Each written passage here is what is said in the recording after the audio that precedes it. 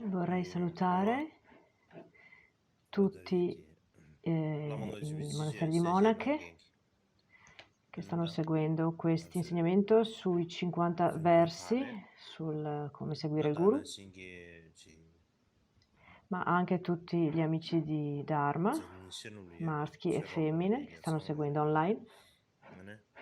E continuiamo con gli insegnamenti. In generale, quando parliamo di come seguire il guru, molte persone pensano che questo sia solo una questione che riguarda il mantra segreto, che riguardi solo il mantra segreto. Quando si parla di seguire un amico spirituale, quindi non è un qualcosa che riguarda solamente il mantra segreto, il Vajrayana, ma anche se la parola guru forse è più utilizzata nell'ambito del Vajrayana, ma seguire il maestro, seguire l'amico spirituale, se pensiamo all'argomento, non è un qualcosa che riguarda solamente il mantra segreto, ma il buddismo in generale, ed è molto importante seguire appunto l'argomento di seguire l'amico spirituale anche nei Sutra Mahayana. In particolare, nei Sutra Mahayana l'argomento dell'amico spirituale è molto importante ed è molto importante comprendere questo. Inoltre ci sono alcune persone che pensano che il modo di seguire il guru che ha insegnato nei 50 versi e in altri testi sia un qualcosa che riguarda i bei vecchi tempi e quindi che non abbia senso studiare i 50 versi oggi. Pensano che non ci sia grande beneficio. Forse ci sono persone che pensano così, ma quando si parla così, si dice così, quello che è importante capire è che in termini di mantra segreto e Vajrayana, se pensiamo che non c'è speranza di avere un guru, significa che non ci sia speranza per il mantra segreto e per il Vajrayana nell'insieme. Per cui noi pratichiamo, facciamo pratiche, seguiamo dei ritiri, ma se pensiamo che non ci sia speranza di trovare un guru, allora non c'è significato in tutto questo. E quando parliamo di come seguire il guru, seguendo appunto il Mahayana e il Vajrayana, è un argomento molto importante. E questa cosa viene detta non solamente una volta, ma molte volte viene ripetuta in modo molto chiaro dell'importanza di seguire un maestro.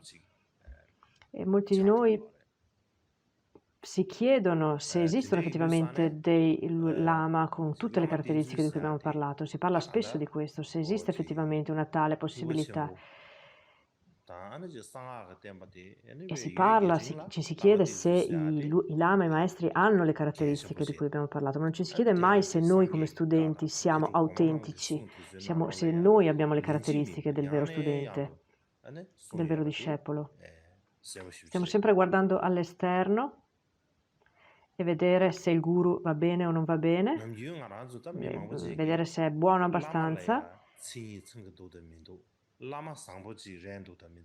Ma se invece ci rivolgiamo all'interno e guardiamo noi stessi, se noi stessi siamo degli studenti autentici, se siamo buoni studenti, quindi è necessario controllare sempre noi stessi, vedere come siamo noi stessi. Quindi prima di mettere le nostre speranze in qualcun altro, è bene mettere a fuoco di quanto autentici come studenti noi siamo ed è bene guardare noi stessi.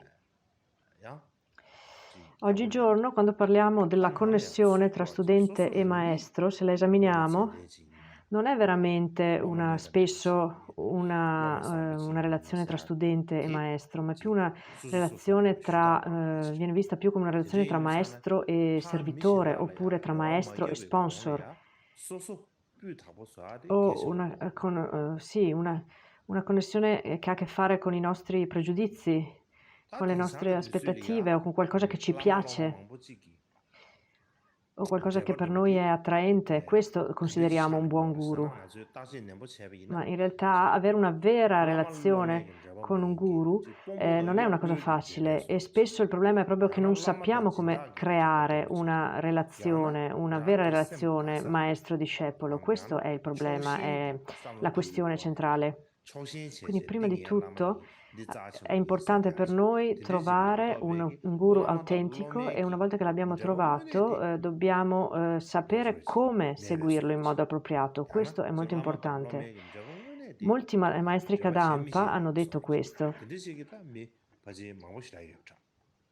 Hanno detto che il fatto che il Dharma diventi o no il nostro sentiero dipende proprio dal sentimento di rinuncia, dipende dal nostro desiderio, dall'autenticità del nostro desiderio di liberarci dalla sofferenza. Quindi è lì che il Dharma diventa il sentiero. Anche molti guru Kagyu hanno detto questo e hanno insegnato che il fatto che il Dharma diventi o meno il sentiero dipende in modo primario dal fatto di sviluppare la fede in un guru autentico oppure no. Questo è quello che dobbiamo cercare. Se non abbiamo una fede autentica, genuina, una devozione genuina, allora il Dharma non può diventare il percorso. Solo in quel momento il Dharma diventa il sentiero. E questo non riguarda solamente un paio di persone, quindi il guru e il discepolo stesso, ma quando c'è una relazione autentica maestro-discepolo, questo ha un'importanza cruciale proprio per il fiorire degli insegnamenti del Buddha, perché gli insegnamenti del Buddha rimangano. Quindi è di estremo beneficio, non solo per un paio di persone. Questo è qualcosa che dobbiamo considerare in modo attento. Quindi oggi parleremo di come i Kadampa del passato hanno insegnato riguardo all'importanza dell'amico spirituale nei Sutra Mahayana. Ad esempio negli insegnamenti degli stadi del sentiero. Ad esempio nel Bodhisattva Pitaka si dice che in breve raggiungere e perfezionare tutti gli aspetti della condotta del Bodhisattva e raggiungere e perfezionare le trascendenze, i livelli, le tolleranze, il samadhi, le chiaroveggenze, i dharani, fiducia, le dediche, le aspirazioni, tutte le qualità dei Buddha, tutto questo dipende dal guru ed è basato sul guru. Tutti questi aspetti sorgono dal guru, il guru è la loro origine e causa, sono aspetti prodotti dal guru, cresciuti dal guru e dipendono dal guru. Il guru è la loro causa. Quindi quando pensiamo a tutte le qualità del guru, tutte le qualità di cui abbiamo parlato, tutte queste qualità dipendono proprio dal guru. Per questa ragione i maestri Kadampa hanno insegnato come seguire l'amico spirituale e considerano questo la base del sentiero. E quando parlano dei metodi di come seguire il guru, quindi di come seguire il guru, insegnano riferendosi al Bodhisattva Pitaka, ma attingono anche ai 50 versi.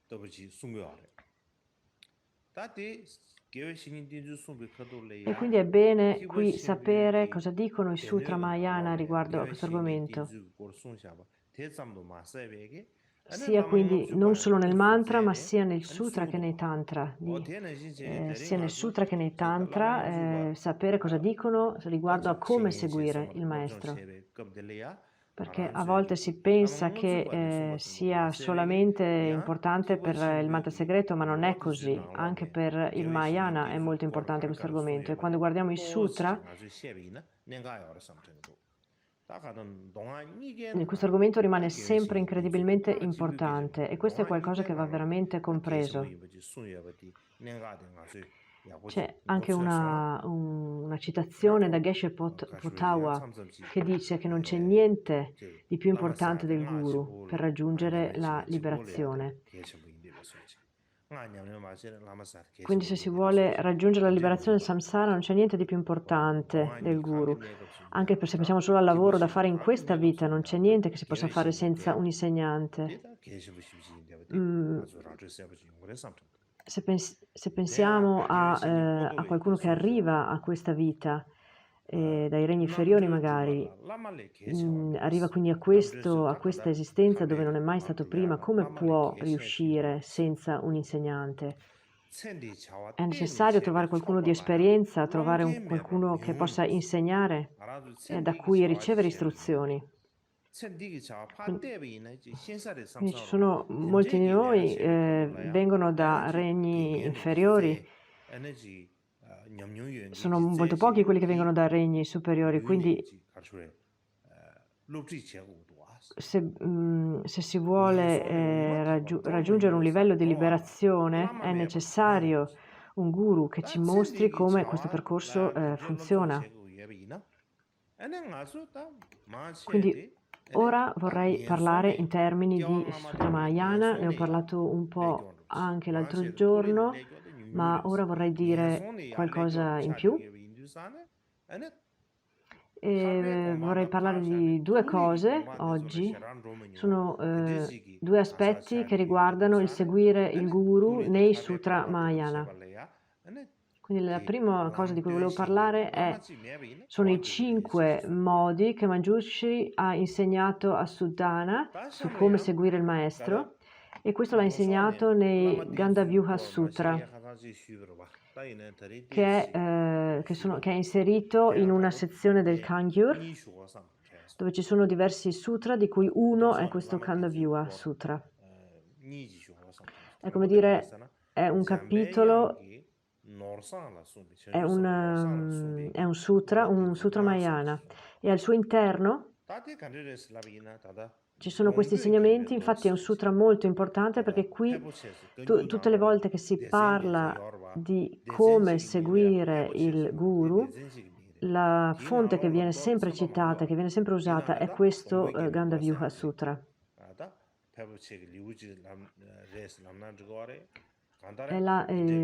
Giorni fa ho parlato dei 21 modi insegnati in questo Gandhavyuha Sutra, i 21 modi di seguire il maestro, o nel compendio degli allenamenti si parla invece di 9 modi.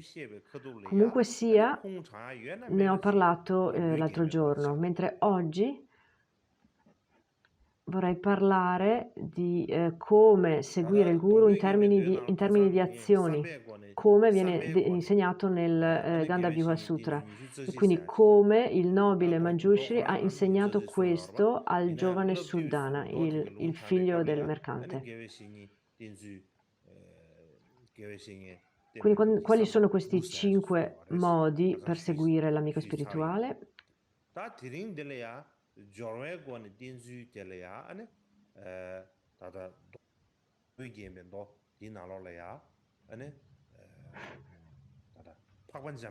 Quindi c'è la citazione del Gandhavyuha Sutra che dice: figlio di nobile famiglia, per raggiungere la saggezza onnisciente un bodhisattva deve ricevere la realizzazione dall'amico spirituale autentico, e nel cercare l'amico spirituale sii instancabile.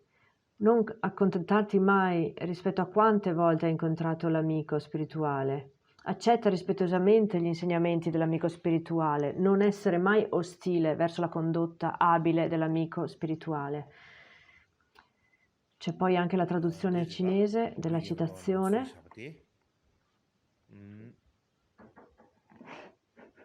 Il significato di tutto questo è stato reso più facile da Neosupra, uno studente di un maestro Kadampa, Gonpawa, Geshe Gonpawa, che ha preso questi 5 modi di seguire, anzi di trovare il guru, e ha cambiato leggermente l'ordine di questi 5 modi, ha corretto la traduzione e li ha resi quindi più semplici da comprendere. E quindi lui dice: figlio di nobile famiglia, non stancarti mai di cercare un maestro spirituale. Poi 2, figlio di nobile famiglia, segui l'amico spirituale a lungo. 3. Figlio di nobile famiglia, fai come insegna l'amico spirituale. 4. Raggiungi la realizzazione dell'amico spirituale. E qui il quinto, non essere mai arrabbiato, ostile verso la condotta abile dell'amico spirituale. Quindi Neusurpa ha ripreso i 5 punti elencati,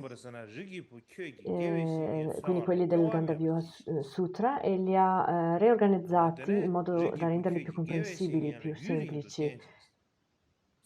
Quindi il primo punto, figlio di nobile famiglia, non stancarti mai di cercare un maestro spirituale, significa che quando devi cercare un guru, che questo richiede tempo e richiede tempo il cercare un guru autentico, e quindi di non venire scoraggiati quando si soffre il caldo, il freddo, eccetera, cercando un guru. Quindi cercare un autentico guru senza essere scoraggiati. Secondo punto, quando figlio di nobile famiglia segue l'amico spirituale, proprio perché quando si segue il guru spirituale le qualità aumentano, proprio per questo è necessario seguire il guru per un tempo lungo. Non è sufficiente farlo per poco tempo. Il terzo punto è che qualsiasi cosa il guru insegni, non importa quale sia l'insegnamento di Dharma, l'insegnamento deve essere praticato così come lui lo impartisce, altrimenti non c'è nessun influsso positivo, nessuna benedizione.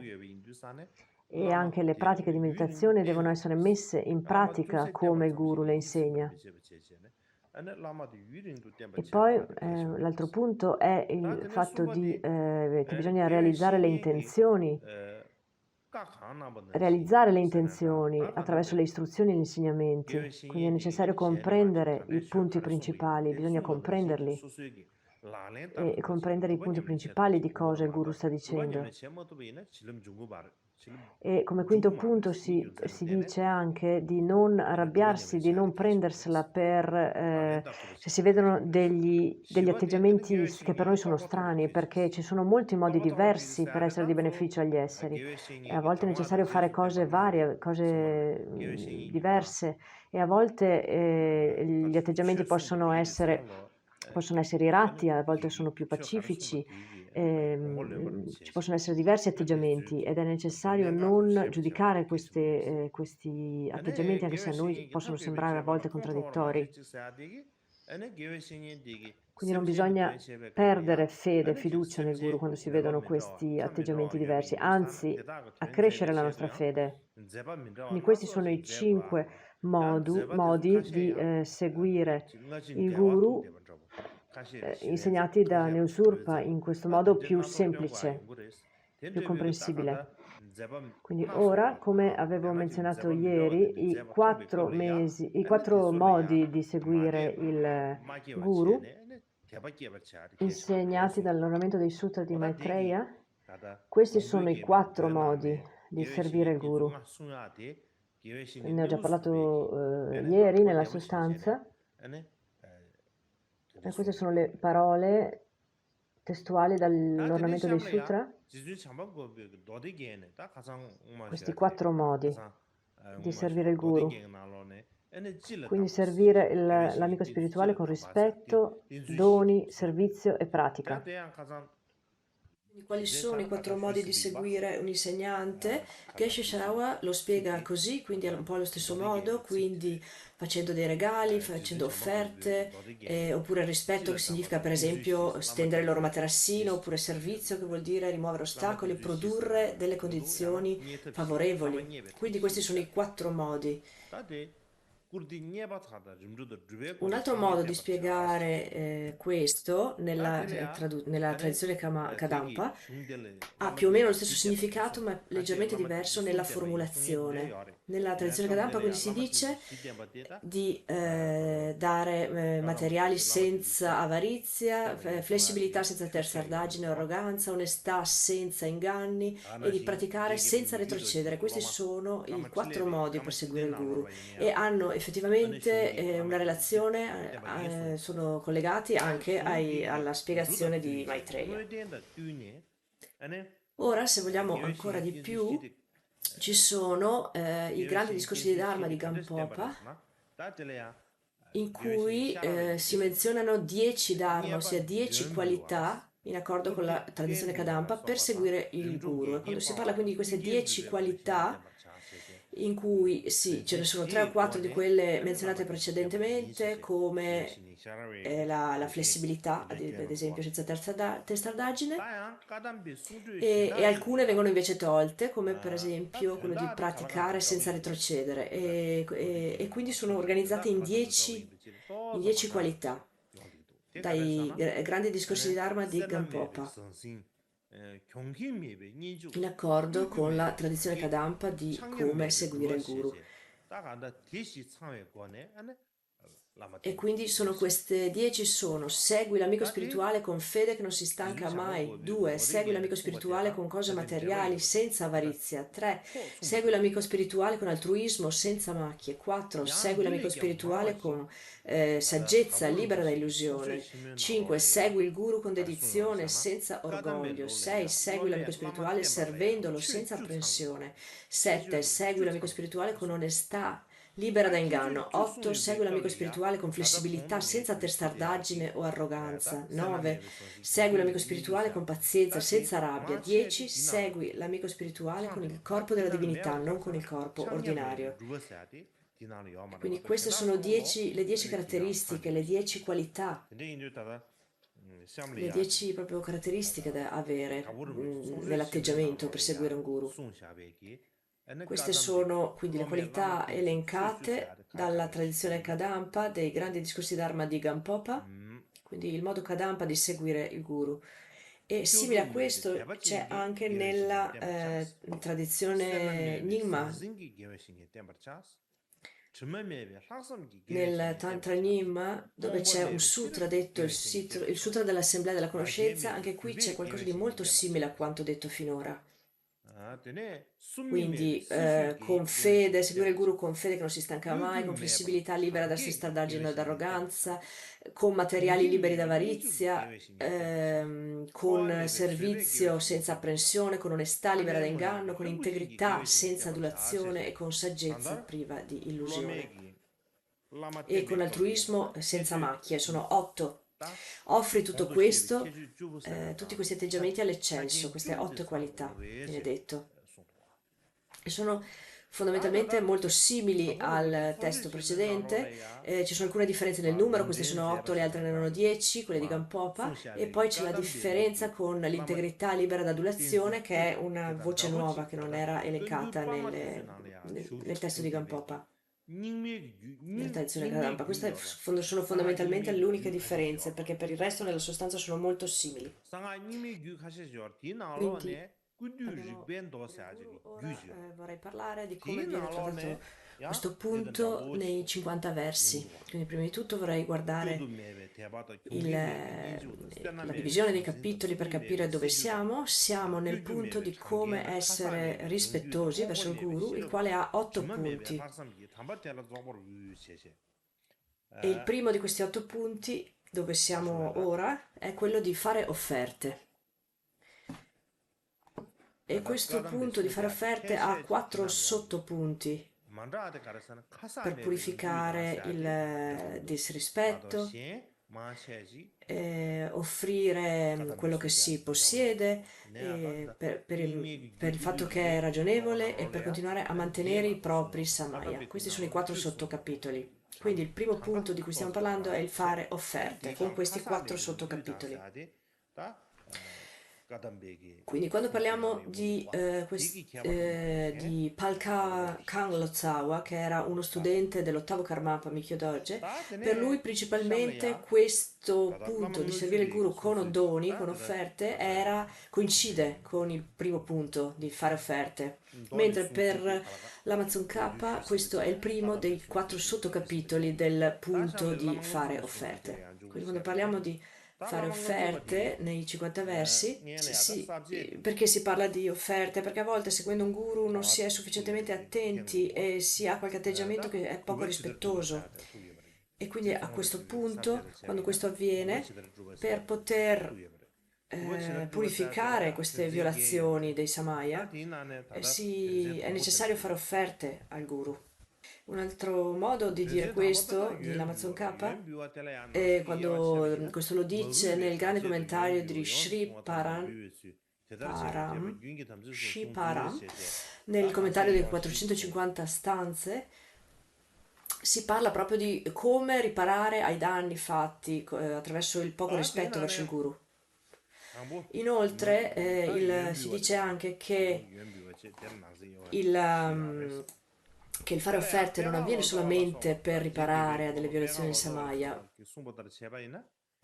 ma ci sono tanti momenti in cui fare offerte, ad esempio inizialmente quando si incontra il guru, oppure per chiedere gli insegnamenti di Dharma, oppure per ringraziare di aver ricevuto gli insegnamenti di Dharma al guru, o ancora per ripagare, per contraccambiare rispetto alla gentilezza del guru. Sono tutti motivi per fare offerte e per quindi fare piacere al guru. E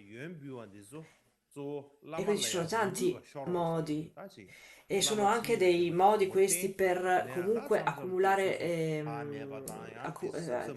per accumulazione per se stessi e per purificare le proprie oscurazioni attraverso il fare offerte al guru.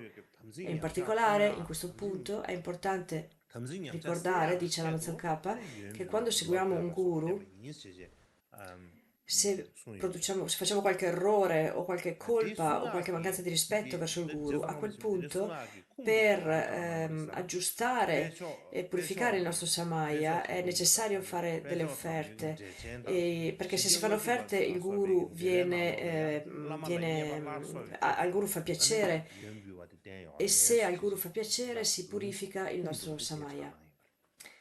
Quindi parlando quindi ancora di servire il guru con dei doni, viene detto appunto che il primo punto è quello di fare offerte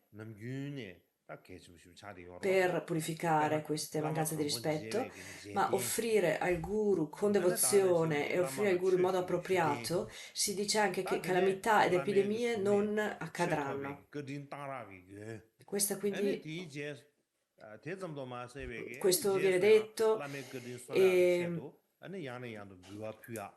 c'è anche tutte le tabelle di comparazione tra i termini sanscriti, tibetani e cinesi, ma in breve questo è lo spiegare questo tipo di insegnamento. Per spiegare queste parole lo si può fare attraverso il testo del settimo Karmapa Chodron Gyatso, nel commentario in annotazioni, in cui si dice che prima prostrandosi e poi dando al guru, ossia facendo offerte al guru con devozione, attraverso le tre porte, come è stato spiegato prima, che sono buone e sono appropriate, questo è positivo per i desideri e per gli auspici del guru. E questo fa piacere al guru. E facendo così, se avviene questo, quindi le offese per essere stati irrispettosi verso il guru vengono purificate e così le calamità e le epidemie vengono pacificate, che sono state descritte prima. Piano piano vengono gradualmente pacificate e quei danni non si verificheranno più. Questo appunto è il modo per spiegare in breve le parole del settimo Karmapa. Comunque, il commentario del maestro indiano in sanscrito, quando pensiamo a che cosa significa, qual è l'intento di questo testo, è molto simile alle spiegazioni di l'Amazon K.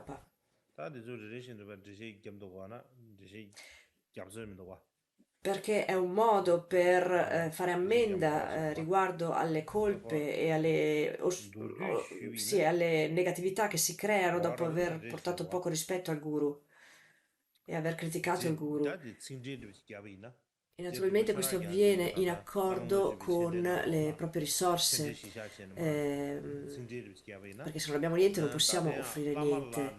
E, e quindi l'offerta viene offerta in accordo proprio con le proprie capacità e con le proprie possibilità. Quando si dice di offrire cibo, si intende di dare un pasto in diverse fonti viene detto di offrire del cibo e fondamentalmente si intende di offrire un pasto.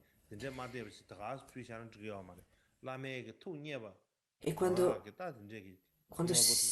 nei 50 versi si nominano le offerte si intendono fondamentalmente di offrire quindi gioielli, bestiame, bufali e cose di questo genere. Perché qualsiasi cosa abbiamo, quindi la offriamo.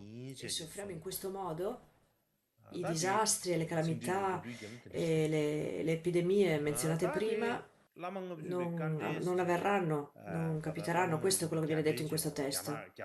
Quindi dalla spiegazione testuale dei 50 versi, quello che viene detto in breve è che se abbiamo che il fatto di aver criticato il guru produce molte sofferenze in questa vita e nelle altre vite future, e quindi per pacificarle dobbiamo offrire cibo e offerte al guru. Perché se critichiamo il guru e non siamo attenti, per purificare queste offese dobbiamo offrire appunto un pasto al guru, perché è necessario far piacere al guru, perché se fa piacere al guru fa bene, fa piacere a tutti i Tathagata e quindi a tutti i Buddha. Quando tutti i Buddha sono onorati, eh, tutto ciò che noi desideriamo verrà compiuto, verrà soddisfatto, così come le siddhi che desideriamo verranno compiute, sorgeranno.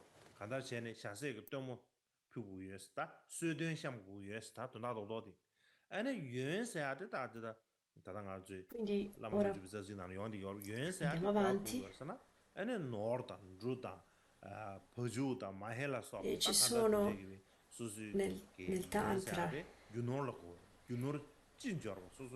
e nei trattati c'è tutto questo che racconta appunto come seguire il guru, ma ci sono anche proprio tante storie di lama e di insegnanti in cui si parla di questo atteggiamento, di come seguire il guru. Ad esempio, c'è una storia di Padma Doje Gyalpo, uno dei tre uomini del Kham, conoscete tutti, no?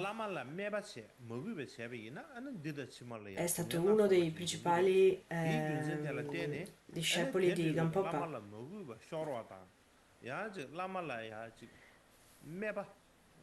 quindi quindi uno dei tre grandi discepoli. E questo Padma Doje Gyalpo aveva uno studente che si chiamava Nakshon Kyajun e non importa quanti insegnamenti lui dava a questo studente e con quanto impegno questo studente non sviluppava mai nessun tipo di esperienza e non sviluppava proprio nessun tipo di realizzazione. Allora ad un certo punto Pamodrupa dice: devi avere per forza qualche problema di Samaya, qualche violazione di Samaya con qualche maestro del passato, perché non è possibile che con tutte queste istruzioni tu non sviluppi nessuna esperienza di realizzazione. Drupa pensa e dice: sì, effettivamente io avevo richiesto delle sadhana ad un praticante di Tantra e gli avevo dato come offerta proprio questi 8000 versi e un campo, ma poi ero stato insoddisfatto dai suoi insegnamenti e mi sono preso indietro le offerte e poi sono venuto qui da te.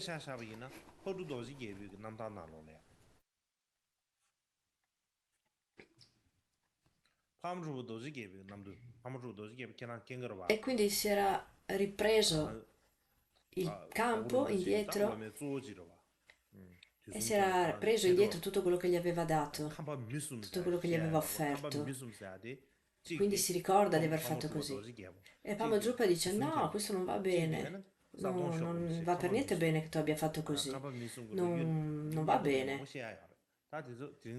E quindi, e quindi dice, Naksho, adesso devi fare una confessione e devi portargli indietro le offerte, ma questo maestro ormai non c'è più, è morto.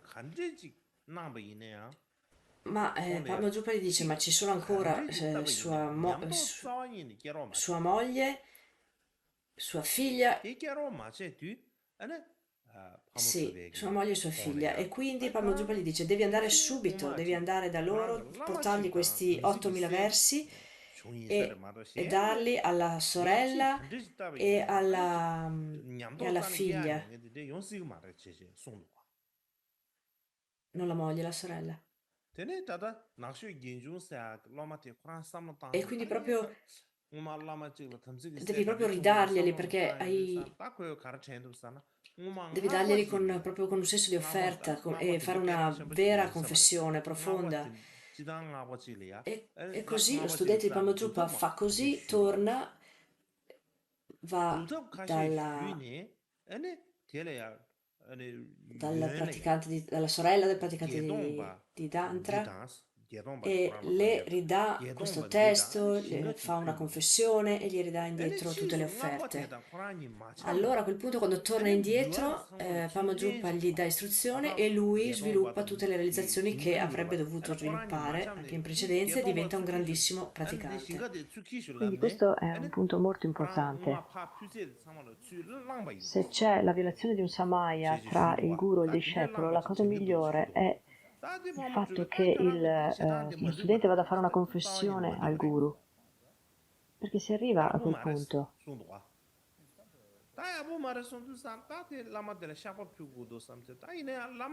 Questo può produrre la rinascita in regni inferiori e quindi bisogna andare a ricostruire, a purificare, a confessare al guru con una confessione dello studente verso il guru.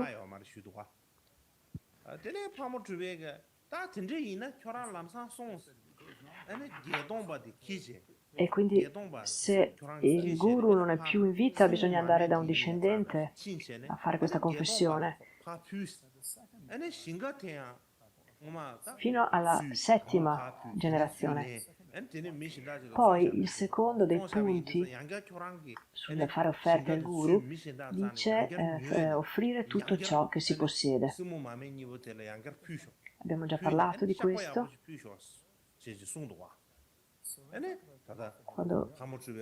Quando parliamo di questo,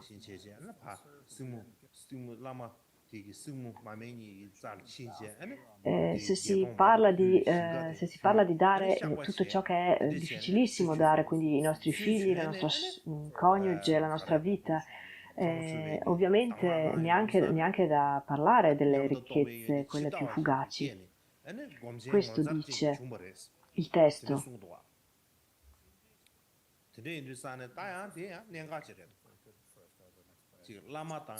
E quindi la spiegazione di questo testo, in accordo con la spiegazione del settimo Karmapa, Choda Jatso, nel commentario in annotazioni, dice che il guru che ti dà e che crea il tuo samaya, il tuo samaya è il samaya del corpo, parola e mente della divinità. E il mandala è inseparabile dal corpo, parola e mente di tutti i Buddha. E quindi servire, dare ciò che non si può dare, ciò che è impossibile da dare, ossia i nostri figli, i nostri coniugi, avviene perché non si può che darlo a loro, perché è qualcosa di talmente prezioso che quindi dà l'idea di quanto prezioso è il nostro guru. E così la nostra stessa vita. Possiamo dare addirittura la nostra vita per servire il nostro guru e quindi neanche menzionare le ricchezze quelle diciamo fugaci. Sono le cose, perché sarebbero le cose che non osiamo neanche pensare di poter dare ai nostri figli, ai nostri coniugi. E quindi questo dà la preziosità del guru. Solo a loro possiamo darli perché è così prezioso. E così la nostra stessa vita che è così preziosa, dare questa al guru, come dire che non possono essere dati a nessun altro perché troppo preziosi, e così la nostra stessa vita, perfino la nostra stessa vita. E servire questo significa servire il guru, riuscire a concepire di poter dare questo. Quindi non c'è neanche bisogno di menzionare le ricchezze più fugaci, le cose più mondane, pensando a poterle comparare con queste preziosità come i nostri figli e i nostri cari. Ed ora la spiegazione in accordo con il testo sanscrito. Qui spiega per lo più riguardo allo studente che mantenere il proprio samaya significa fondamentalmente mantenere la bodhicitta, mantenere il samaya delle 5 famiglie Buddha. Ad esempio nel mantra segreto abbiamo le classi più basse del tantra,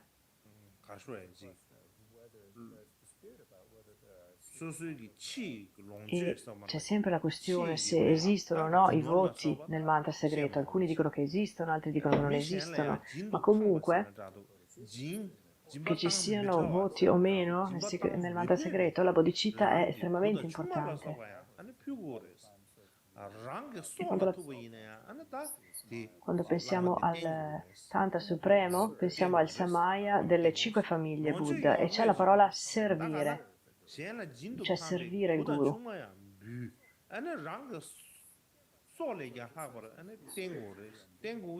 Quindi quando parliamo di servire significa seguire il guru in modo assiduo, mantenendo il proprio samaya. E quindi lo serviremo con la nostra vita, ma anche attraverso i nostri figli, il nostro coniuge. E quello che dice nel manoscritto sanscrito, c'è una frase che dice poi eccetera, che non c'è nel testo tibetano, perché quell'eccetera include gli amici, il nostro seguito e così via. E ovviamente inutile menzionare anche tutta la ricchezza impermanente e mondana, ossia tutte le cose. Quindi si deve essere in grado di dare tutto questo. Quindi se non sei in grado di rinunciare, di servire con i tuoi figli e con i tuoi cari, non sei in grado di servire il guru.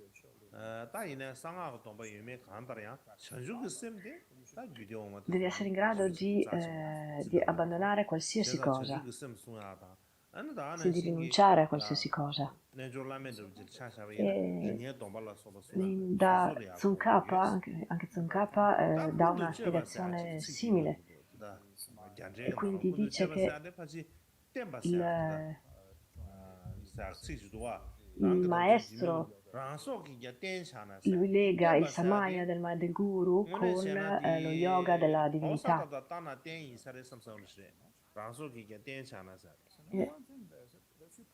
E ci sono alcuni punti che è necessario comprendere.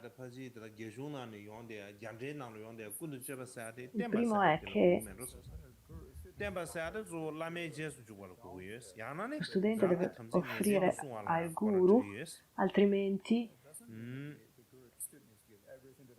lo studente deve offrire tutto al guru, altrimenti rompe il suo samaya. Ma cosa significa veramente questo? Non significa che lo studente deve dare tutto, deve abbandonare tutto e dare tutto, altrimenti romperà il suo samaya. Non è questo.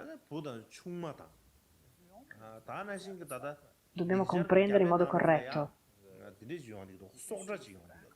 Quindi bisogna capire bene cosa ci sta dietro a queste affermazioni. Prima di tutto bisogna dare per scontato che il guru, per definizione, ha tutte le qualità e ha tutte le qualifiche. Se non ha, e anche se non le ha tutte, ha come minimo le più importanti. Quindi è compassionevole, è paziente, deve sapere tutte le cose di cui avevamo parlato prima, avere tutte le sue conoscenze. Quindi sono le caratteristiche più significative del guru. E anche alcuni difetti che il guru non deve avere, quelli che abbiamo detto. Non deve essere orgoglioso, non deve essere dominato dalla rabbia, oppure avido di cose, oppure avere dei buchi nella sua conoscenza. Tutto questo non deve averlo un guru degno di questo nome. Quindi se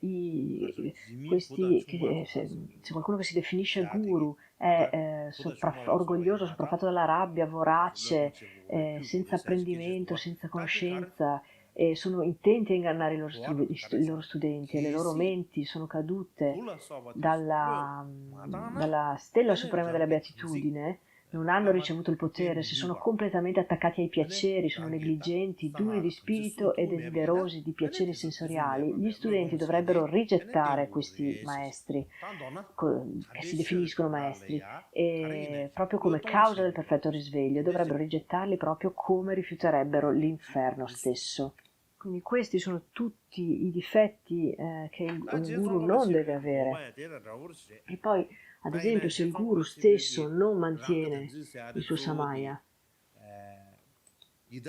perché a tutti gli effetti i guru sono degli studenti di qualche altro guru, e quindi se loro stessi non mantengono il loro samaya, o se non hanno educazione, conoscenza, e non conoscono le 10 talità di cui si era parlato, e in più stanno magari ingannando gli studenti, e se pensano solo alla ricchezza, al benessere, e se parlano in modo scorretto, se parlano in modo aggressivo, sgridando sempre gli studenti, o se sono così attaccati ai piaceri e non riescono a mantenere la disciplina, questi non sono guru a cui vanno fatte offerte, anzi vanno rigettati come va rigettato l'inferno.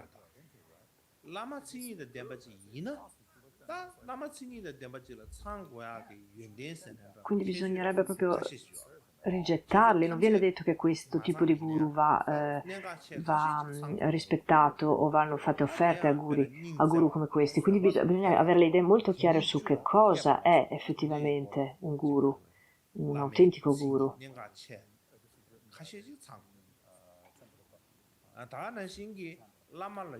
Anche nel testo, il testo approcciare il senso ultimo, anche qui vengono dette cose simili, e quello che viene detto qui viene detto queste definizioni di guru, cioè chi brama il desiderio ordinario non è un guru glorioso, chi è attaccato al bene, ai beni, alla ricchezza non è un guru glorioso, chi critica le persone istruite non è un guru glorioso, chi ha rifiutato la compassione per tutti gli esseri non è un guru glorioso, e colui che rifiuta gli studenti senza ricchezze non è un guru glorioso.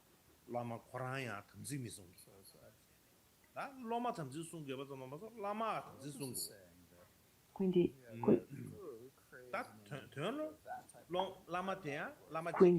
se abbiamo un guru di questo tipo che è attaccato appunto alle ricchezze, o se critica altri esseri elevati, altri grandi esseri, tutte queste caratteristiche dimostrano che non è un autentico guru, non è un guru glorioso. Se critica, se non rifiuta gli studenti, se non è compassionevole,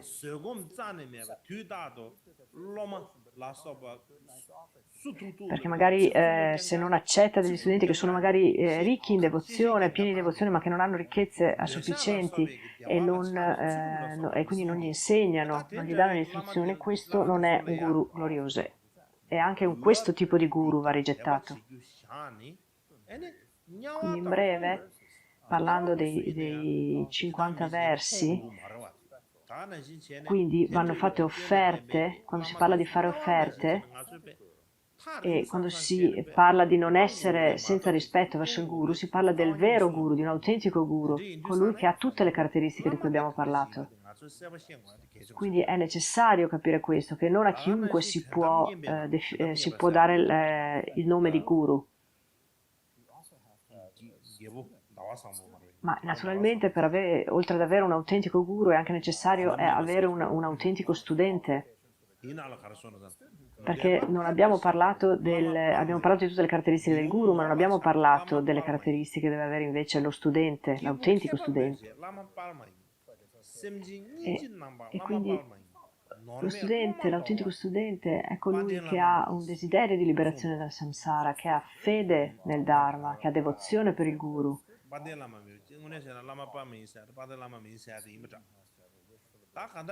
E è uno studente che vuole raggiungere la liberazione dall'onniscienza e non ha interesse per le questioni di questa vita. Quel tipo di studente dovrebbe offrire tutto ciò che ha. Ma se sono entrambi autentici, guru e studente, sono entrambi autentici, non ci sarà neanche bisogno di dire allo studente di offrire al guru. La cosa avverrà semplicemente in modo naturale.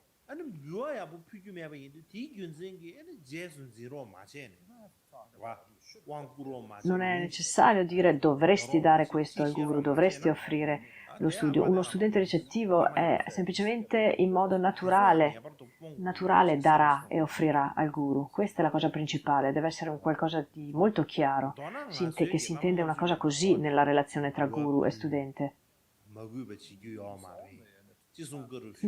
Non è solo nei tantra del mantra segreto, nei 50 versi sul guru e in altri testi in cui si parla di queste cose. Ci sono molte storie di studenti che fanno offerte ai guru, storie dal Tibet o dall'India di studenti che offrono tutto ciò che hanno al guru. Quindi nel mantra segreto viene insegnato che uno studente dovrebbe offrire al guru i propri bambini, i propri figli, la propria moglie e così via. Ma devono esistere delle determinate condizioni perché questo avvenga.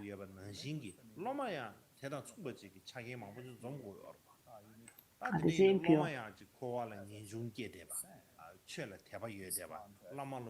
in questo contesto in cui diciamo appunto che dovremmo offrire i nostri figli, la nostra moglie, stiamo parlando chiaramente di un guru autentico, prima cosa, perché ovviamente non offriremmo tutti i nostri cari, ciò che più amiamo a chiunque, ma si può pensare di farlo appunto a qualcuno che veramente merita questa nostra offerta. E poi altra condizione, si suppone che entrambi, maestro e studente, siano dei laici, perché altrimenti se fossero nella vita monastica non avrebbero figli e mogli.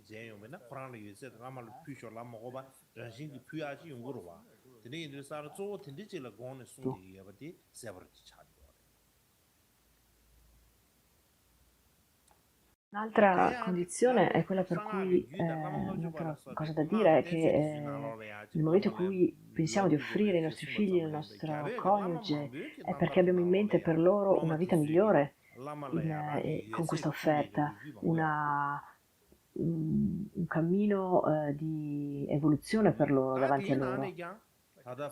Come un esempio, per esempio, il re Trizondetsen che ha offerto sua moglie Yeshe Tsoja l'ha offerta a Guru Rinpoche.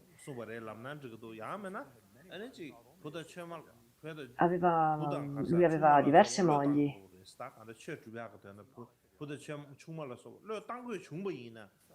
ma ha offerto questa moglie a Guru Rinpoche perché questo gli avrebbe dato una vita migliore, una possibilità di realizzazione davanti a lei.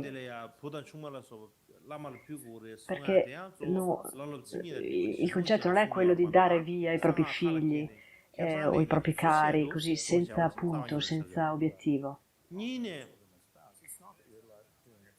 E poi un'altra cosa è che i figli e i cari non devono essere dati con la forza, cioè non bisogna essere obbligati a darli, perché il guru deve avere la qualità della compassione e se obbliga a fare questo gesto, questa non è compassione, quindi questo non deve avvenire, viene detto nei Sutra Mahayana. E poi un altro aspetto da valutare è che i figli e i nostri coniugi, i nostri cari, sono coloro a cui noi teniamo di più e quindi sono simbolici del fatto di offrire ciò a cui noi teniamo di più. Non è da prendere in modo letterale questa istruzione, cioè che bisogna dare via i nostri cari, ma sono comunque coloro che sono per noi molto cari quindi rappresentano coloro a cui noi siamo molto legati, qualcosa di molto prezioso per noi. Ma non va preso letteralmente. Se guardiamo, ad esempio, le storie dei maestri, vediamo che ci sono alcuni casi in cui venivano fatte questo tipo di offerte, ma non è così frequente. E poi c'è da dire appunto che i nostri figli, il nostro corpo, la nostra vita e i nostri cari sono coloro a cui noi siamo più attaccati e quindi se noi vogliamo praticare il Dharma e vogliamo praticare la rinuncia, dobbiamo essere in grado di imparare anche a lasciare andare anche questo.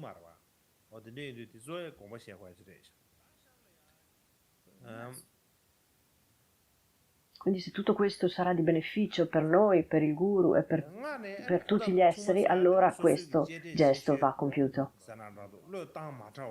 E poi spesso parliamo del fatto di offrire noi stessi, offrire il nostro corpo, parola, mente, offrire il nostro corpo e i nostri averi.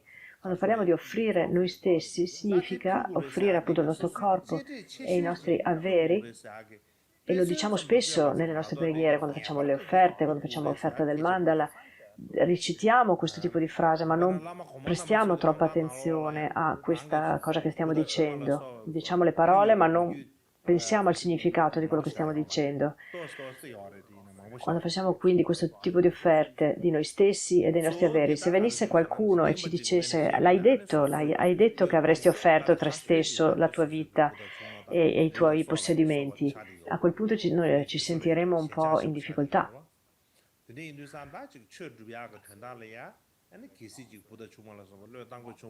E quindi quando facciamo l'offerta del mandala e facciamo appunto questa offerta, in modo particolare quando stiamo ricevendo un'iniziazione,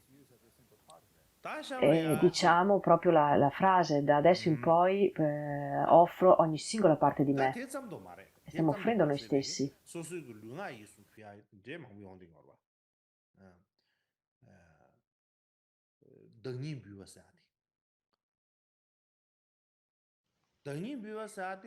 Quindi ci sono delle storie che sono collegate con questo. Ad esempio, quando Milarepa è andato da Marpa nell'Ochak, gli ha detto: Ti offro il mio corpo per la mente, tu per favore dammi cibo, di che vestire e dharma. E Marpa gli risponde: È molto bene che tu offri il tuo corpo per la mente, ma io non posso darti tutti e tre, cibo, vestiti e dharma.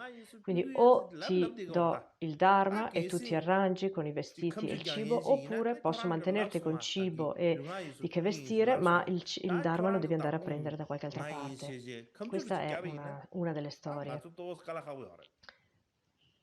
Un'altra storia poi, in Tibet ci sono un paio di tradizioni di Kalachakra, la tradizione Dro e la tradizione Ra. La tradizione Dro viene da Dawa Gompo, dal Kashmir, e quindi Dawa Gompo è un maestro indiano che veniva dal Kashmir,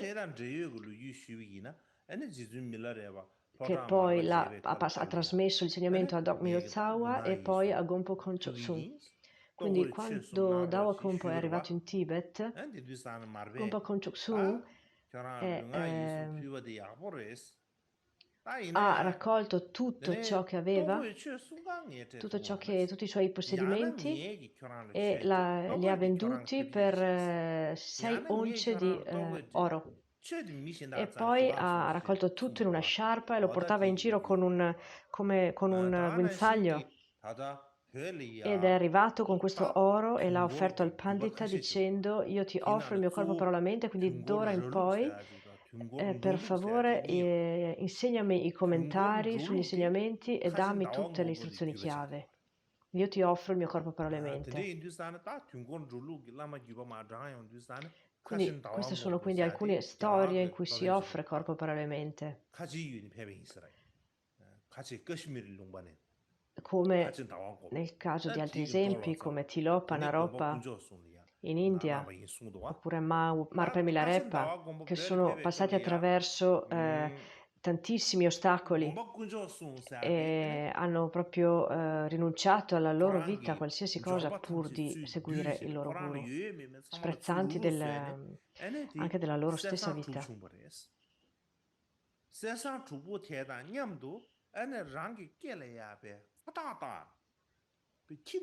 La storia di offrire tutte le proprie ricchezze e corpo per la mente è molto frequente in India e nella tradizione appunto anche sanscrita, così come in Tibet. E la ragione per cui si usa questo, cioè di dare via tutto per avere le istruzioni di Dharma, è perché si sente una urgenza, una quasi insopportabile urgenza di rinuncia, di desiderio di volersi liberare dal samsara, un qualcosa che diventa insopportabile. E quindi si sa che le istruzioni chiave per la liberazione dal samsara possono arrivare solo dal mantra segreto e quindi è necessario seguire un guru genuino per ottenere questo. E quindi si è in grado si deve essere in grado di poter lasciare qualsiasi cosa per poter avere queste istruzioni ed essere liberati. Quindi il fatto di fare offerte e abbandonare tutto per il guru, stiamo parlando di questo, ma come si fa? Come si fa a fare questo? Allora c'è un'altra storia che parla di questo. Viene dalla biografia di Milarepa, da Marpa la storia tra Marpa e Milarepa. Quindi Marpa non dava a Milarepa gli insegnamenti, Milarepa chiedeva per insegnamenti di Dharma e Marpa non voleva e lo picchiava, lo faceva lavorare, lo trattava male e non gli dava mai gli insegnamenti che lui chiedeva. Ad un certo momento, a un certo punto, senza che Marpa lo sapesse, la moglie di Marpa ruba da Marpa ruba gli ornamenti che Marpa ha di Naropa e la mala di Marpa che gli è stata data da Naropa, ruba questo e senza che Marpa dia il permesso manda Milarepa da Lama Ngompa con una lettera, anche con una lettera finta che fa finta che sembra essere scritta da Marpa, ma in realtà l'ha scritta la moglie di Marpa. E dato che Marpa non aveva dato il permesso per questa cosa, anche se Milarepa ha praticato molto, non importa quanto praticasse, non sviluppava nessuna esperienza di realizzazione.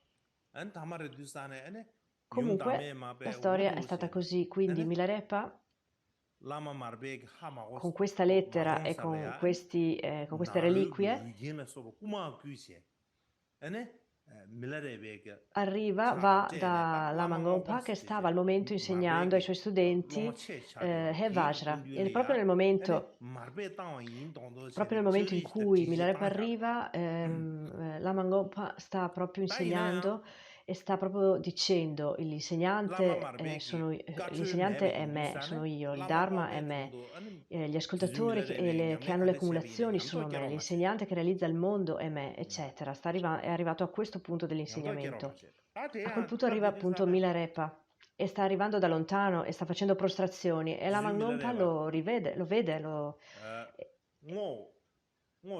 si toglie il cappello e lo saluta e dice questa persona deve essere uno studente del lignaggio di Marpa perché proprio il modo in cui si sta prostrando è tipico del lignaggio di Marpa, quindi abbandona gli insegnamenti per quel momento agli suoi studenti, interrompe gli insegnamenti è molto contento di questa connessione con Marpa e e dice ai suoi studenti andiamo a vedere chi è questo che sta arrivando. E quindi riconosce Milarepa e dice cosa fai qui? Come mai sei venuto? E Milarepa dice Marpa mi ha mandato. Allora la Mangompa è molto felice di questo, perché Milarepa aveva anche questi oggetti molto sacri, questi ornamenti, e quindi la Mangompa interrompe appunto gli insegnamenti, questi sacri oggetti e li mette in un posto molto, molto prezioso, molto sacro, e li porta dentro. E ha anche questa lettera finta, la finta lettera di Marpa che aveva scritto la moglie di Marpa. E quello che dice questa lettera dice, caro Lama Ngompa, io sono in ritiro molto stretto. Marpa chiamava Milarepa il grande mago. Dice non ho tempo di insegnare a Milarepa, ma lui vuole veramente, ha molta fretta di ricevere insegnamenti, quindi lo mando da te in modo che tu possa dargli istruzioni, quindi dagli le istruzioni chiave, dagli le iniziazioni.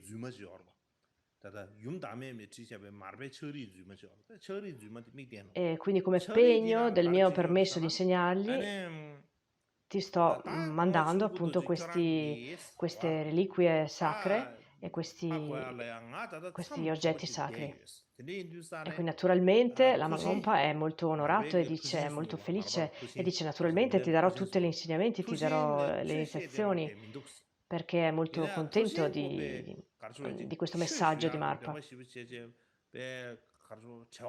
E c'è lì nelle vicinanze c'è una piccola grotta di ritiro dove dice a Milarepa di andare, vai lì, stai lì e medita le istruzioni che ti ho dato,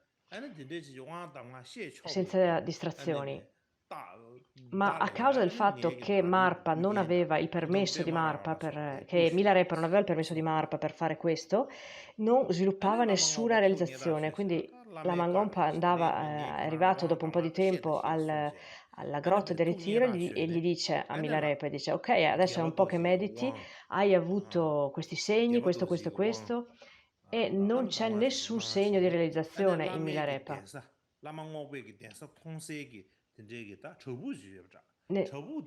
Quindi niente, nessun segno di realizzazione è avvenuto. E allora la Mangompa dice: Ma come mai succede questo? Siccome non c'è nessuna interruzione dei Samaya nel mio lignaggio, nella mia tradizione, tutti questi segni dovrebbero apparire molto velocemente, dovrebbero esserci dei segni di realizzazione in te. Quindi qual è il problema? E gli dice, tu hai fede, hai fiducia in me, vero? Chiede la Mangompa a Milarepa. Non posso neanche pensare che tu non abbia il permesso di Marpa perché mi ha mandato quella lettera, c'era quella lettera. E quindi cosa sta succedendo? La Mangompa non riesce a capire. Comunque devi continuare a meditare e lavorare molto duramente. E quando la Mangompa dice così, Milarepa, a causa di questa lettera finta che era stata scritta, comincia a sentirsi molto, molto male e comincia a chiedersi, dovrei dirgli la verità? È paralizzato dalla paura. E quindi dovrei dirglielo, non dovrei dirgli, dovrei raccontargli tutta la storia, ma non ha il coraggio di farlo. Quindi a quel punto continua a praticare molto duramente, si è molto impegnato. Però in quel periodo c'era la torre di 9 piani che Milarepa aveva costruito da Marpa, al sito di Marpa, e mancava solo l'ultimo pezzo del tetto, quindi era necessario fare la copertura finale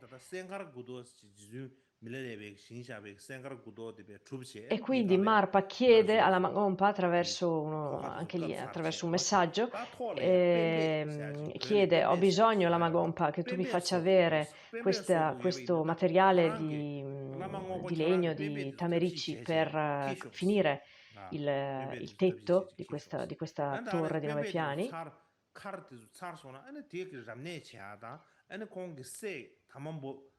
E quindi faremo poi questa consacrazione, quindi vieni anche tu. E poi dice Marpa: c'è comunque lì con te una persona molto malvagia, porta anche quella. A quel punto, quando Lama Gompa sente questo, va alla caverna, alla grotta di Milarepa, e gli mostra questa lettera di Marpa e dice: cos'è questa storia? Il Lama Marpa mi ha mandato questa lettera e mi ha detto che tu sei una persona malvagia, ma di cosa sta parlando? Mi sa che tu non avevi il permesso del guru per venire qui da me. E a quel punto Milarepa confessa e racconta tutta la storia.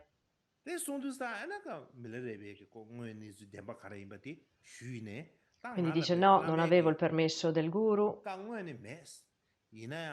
La moglie di Marpa ha scritto questa lettera e ha preso questi sacri doni per te. Allora la Mangompa dice: ah, ok, allora quello che abbiamo fatto fino adesso è praticamente inutile. Non è possibile che tu sviluppi le qualità, è impossibile senza il permesso del guru. E quindi gli dice: ok, io sono stato invitato alla consacrazione di questa nuova torre, verrai con me oppure no, anche tu? E quindi Milarepa dice: sì, ok, verrò con te come tuo servitore. A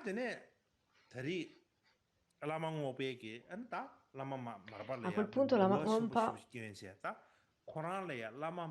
fa un'enorme offerta, raccoglie tutti i suoi averi, un'enorme offerta per Marpa, tutti i sacri oggetti ovviamente che ha ricevuto da Marpa, e prende anche tutto ciò che possiede di prezioso, tutto, e aveva anche del bestiame, anche quello raccoglie. Aveva solamente una vecchia capra con una gamba rotta, zoppa, solo quella la lascia lì perché non poteva camminare questa vecchia capra, perché aveva appunto la gamba rotta e quindi la lascia. Tutto il resto la Magompa lo raccoglie per portarlo come offerta a Marpa. E quindi si preparano per partire e andare da Marpa.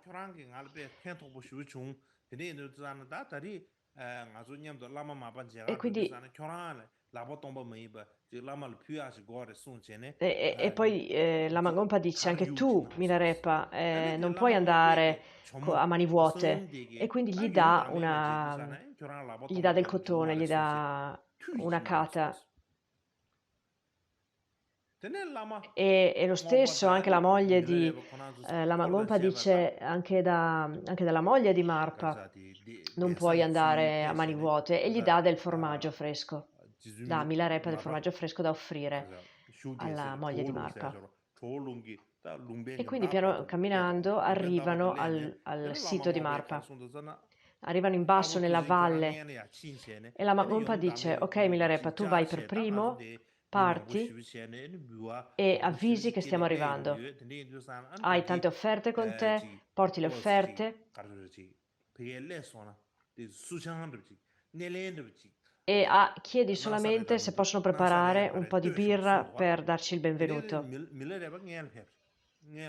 E quindi Milarepa parte, va avanti, all'inizio incontra la moglie di Marpa, fa le prostrazioni a lei e le offre il formaggio fresco, morbido, che gli era stato dato dalla moglie di Lama Gompa. E dice: stanno arrivando, per favore, se possiamo preparare della birra. Quindi la moglie di Marpa è molto contenta E, e dice a Milarepa, ok, vai da Marpa e diglielo tu a lui stesso. Diglielo tu di che stanno arrivando. E Marpa è in meditazione. È in meditazione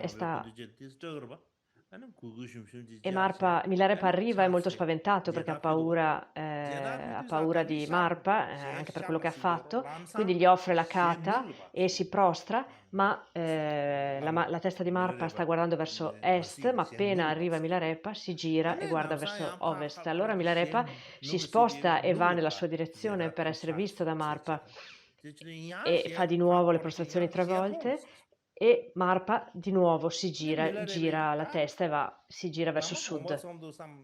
Allora a quel punto Milarepa, molto frustrato, dice: per favore, Lama Marpa, se devi rimproverarmi, rimprovera me.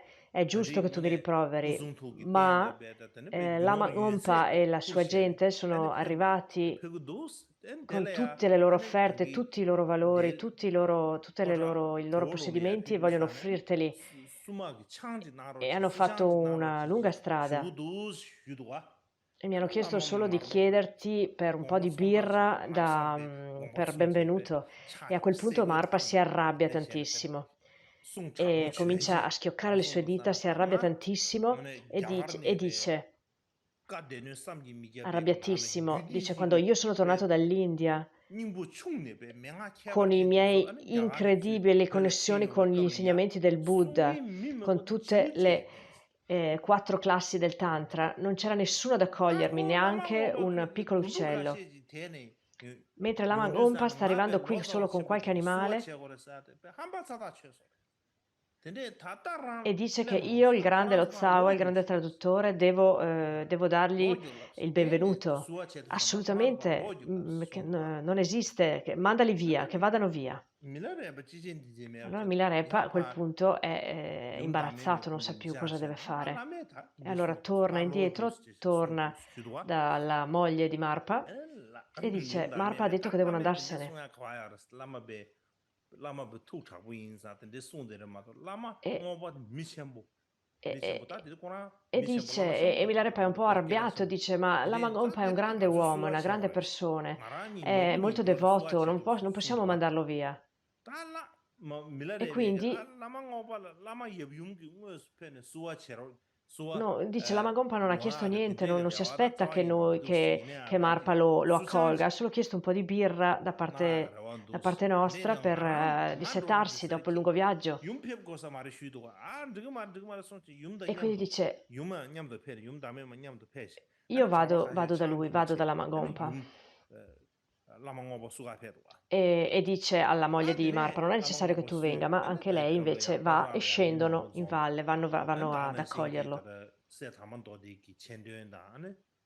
E a quel punto lì ci sono le celebrazioni per la consacrazione della torre e anche le celebrazioni